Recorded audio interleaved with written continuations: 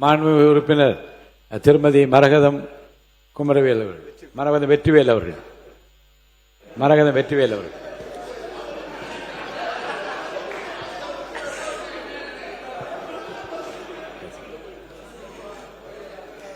வரலாற்று சிறப்புமிக்க இந்த பேரவையில் உணவு மற்றும் கூட்டுறவுத்துறை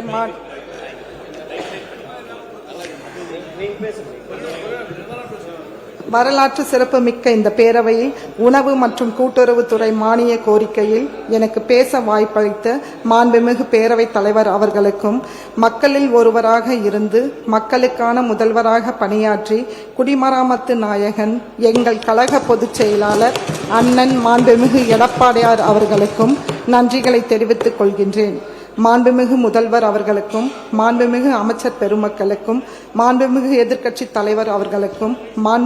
மாண்புமிகு சக சட்டமன்ற உறுப்பினர்களுக்கும் வணக்கத்தை தெரிவித்துக் கொள்கின்றேன். இந்த பேரவையில் எனது கணவரின் தகப்பனார் காலம் சென்ற அரங்கநாதன் அவர்களை 1980-84 ஆண்டுகளில் தருமபுரி சட்டமன்ற தொகுதியில் இருந்து அனுப்பி வைத்து மக்கள் பணியாற்ற வாய்ப்பளித்த இதய தெய்வம் புரட்சித் தலைவர் டாக்டர் எம்ஜிஆர் அவர்களை வணங்கி, அதேபோல் இந்த பேரவையில் எனது தகப்பனார் காலம் சென்ற அண்ணாமலை அவர்களை 1991-96 ஆண்டுகளில் ஆலந்தூர் சட்டமன்ற தொகுதியிலிருந்து மக்கள் பணியாற்ற வாய்ப்பளித்த தங்க தாரகை புரட்சித் தலைவி டாக்டர் அம்மா அவர்களையும் வணங்கி,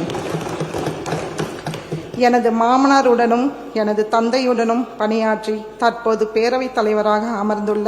தலைவரோடு நானும் பணியாற்றிட வாய்ப்பு வழங்கிய அனைத்திந்திய அண்ணா திராவிட முன்னேற்றக் கழகம் என்னும் மாபெரும் இயக்கத்தில் காவல் தெய்வம் அரசு பள்ளியில் பயிலும் மாணவர்களுக்கும் மருத்துவ படிப்பில் 7.5% உள்ஒதுக்கீடு வழங்கியதன் மூலம் எங்கள் தருமபுரி மாவட்டத்தில் அதிகப்படியான ஏழை மாணவர்கள் மருத்துவம் பயில காரணமாக இருந்த எங்கள் அண்ணன் மாண்புமிகு எடப்பாடியார் அவர்களையும் வணங்கி, எனது வெற்றிக்கு உறுதுணையாக இருந்த மருத்துவர் உயிர் திரு அன்புமணி ராமதாஸ் அவர்களுக்கும், எங்கள் மண்ணின் மைந்தர் கழக அமைப்பு செயலாளர் முன்னாள் அமைச்சர் திரு KP அன்பழகன் அவர்களையும்,